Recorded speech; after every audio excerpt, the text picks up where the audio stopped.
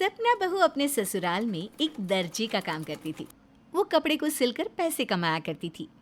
वो बस इतना ही पैसा कमा पाती थी जितने से उसका जीवन चल सके, पर वो खुद को बहादुर मानती थी। एक दिन सपना अपने घर दही लेकर गई। उसने अपने दही को रख दिया और काम करने लगी। उसने सोचा कि काम खत्म करने के बाद वो मजे से दही खाएगी। कुछ देर के बाद सपना का काम खत्म हो गया तो वो अपनी दही खाने की ओर बढ़ी, पर उसने देखा कि दही में अब तक बहुत सी मक्खी बैठी हुई थी। सपना को अब उन मक्खियों पर बहुत गुस्सा आया। उसने एक कपड़े से मक्खियों पर मारा।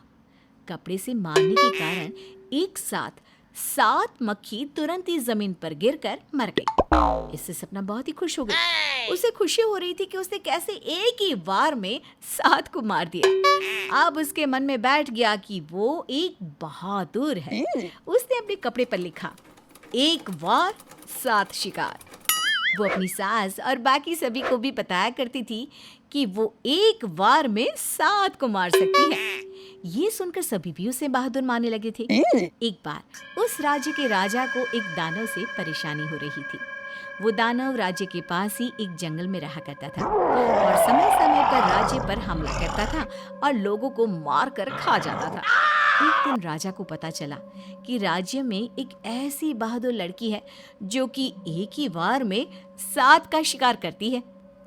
राजा को लगा कि हाँ, यही वो बहादुर हो सकती है जो हमें उस दानव से आजाद करा सकती है। अगले दिन ही राजा ने सपना बहू को अपने दरबार में बुलाया। ये खबर सुनकर सपना तो सो ही नहीं सकी। उसे खुद पर बहुत ही गर्व हो रहा था। अगले दिन सपना दरबार में पहुंच गई।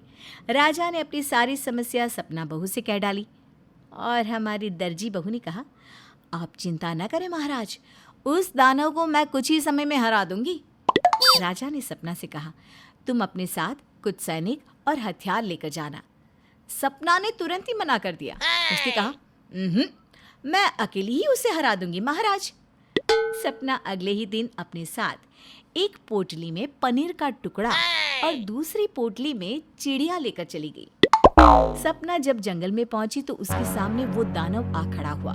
सपना ने कहा, मैं तुम्हें मारने के लिए आई हूं, आज मैं तुम्हें मार दूंगी। दानव ने कहा, तुम मुझे मारोगी? तुम कैसे मार सकती हो मुझे?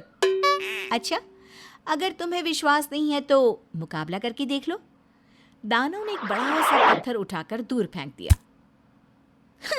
बस तुम इतना ही दूर फेंक पाए? ये कहते हुए सपना ने धीरे से अपनी पोटली में से चिड़िया को निकाला और ऊपर उछाल दिया। चिड़िया आकाश में उड़ गई और फिर वो कभी नीचे नहीं आई। दानव को अब इस दर्जी सपना से डर लगने लगा। फिर दानव ने एक पत्थर को इतना दबाया कि उसमें से पानी निकल गया। सपना ने अपनी दूसरी पोटली में से पनीर को निकाला और एक ही हाथ से दबाया तो बहुत सारा पानी निकल आया।